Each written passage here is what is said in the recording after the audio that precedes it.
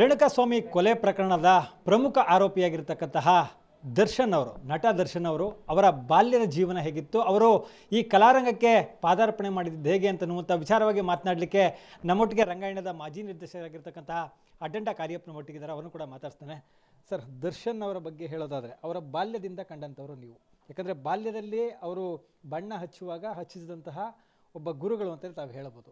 ಅವರ ಬಗ್ಗೆ ಹೇಳೋದಾದರೆ ಸರ್, ಈಗ ಬಾಲ್ಯದ ಈ ದರ್ಶನ್ ಇದ್ದಾರಲ್ಲ, ಅದೇ ಬೇರೆ, ಈಗ ಕಾಣುತ್ತಿರುವ ದರ್ಶನೇ ಬೇರೆ. ನನಗೆ ಭಾಳ ಅಂದರೆ ಅವನಿಗೆ ಎರಡು ಮುಖ ಇದೆ ಅಂತ ಹೇಳೋದು ಈಗ ಸ್ಪಷ್ಟ ಆಗಿದ್ದು. ಅವನ ಒಂದು ಮುಖದ ದರ್ಶನ ಅದು ಕಲಾವಿದ ದರ್ಶನ್, ಪ್ಯೂರ್ ಕಲಾವಿದ ದರ್ಶನ್ ನನಗೆ ಕಂಡದ್ದು.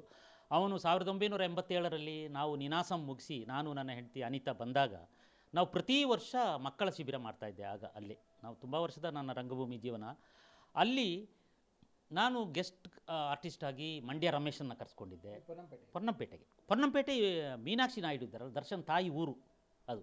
ಈ ಮಕ್ಕಳು ದರ್ಶನ್ ಮತ್ತು ದಿನಕರ ತನ್ನ ರಜೆ ದಿನಗಳನ್ನು ಅಜ್ಜಿ ಮನೆಯಲ್ಲಿ ಕಳೆಯಲಿಕ್ಕೆ ಬರ್ತಾಯಿದ್ರು. ಅಲ್ಲಿ ನದಿ ಇದೆ, ಹಣ್ಣು ಹಂಪಲುಗಳು ಸಿಗ್ತವೆ, ಕಾಡಿದೆ, ಹೀಗೆಲ್ಲ ಅವರಿಗೆ ಮಜಾ ಮಾಡಲಿಕ್ಕೆ ಒಳ್ಳೆಯ ಪ್ರದೇಶ ಅದು.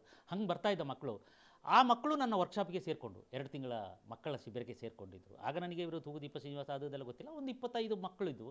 ಆ ಮಕ್ಕಳಲ್ಲಿ ಇವನು 7ನೇ ಕ್ಲಾಸಲ್ಲಿ ಓದ್ತಾ ಇದ್ದವನು 10ನೇ ಕ್ಲಾಸಿನ ದೇಹ ಇತ್ತು ದರ್ಶನಿಗೆ.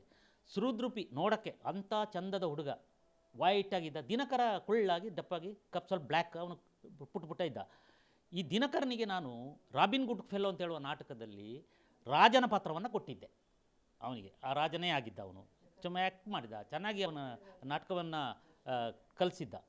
ಹೀಗಾಗಿ ಆ ದರ್ಶನನ್ನು ಆ ನಾಟಕದ ದಿನ, ಪ್ರದರ್ಶನ ಮಾಡುವ ದಿನ, ಅಲ್ಲಿಗೆ ಹೆಂಡತಿ ಅನಿತಾ ಮೇಕಪ್ ಮಾಡ್ತಾಯಿದ್ದೆ. ನಡಿ ಈಗ ಶುರು ಮಾಡೋಣ.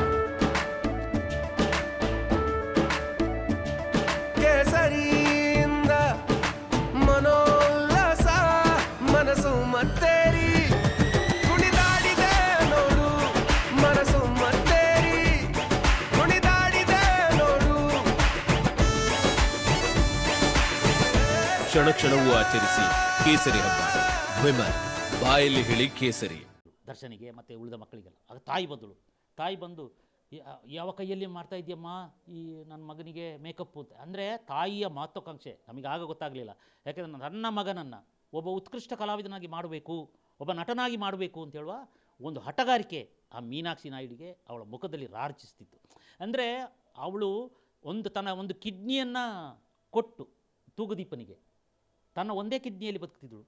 ತೂಗುದೀಪ ಸತ್ತೋಗಿ ಅಥವಾ ಒಬ್ಬ ಬೇಕ್ರಿ ಇಟ್ಟಿದ್ದ ಮೈಸೂರಿನಲ್ಲಿ. ಕಷ್ಟದ ದಿನಗಳು ಅದು.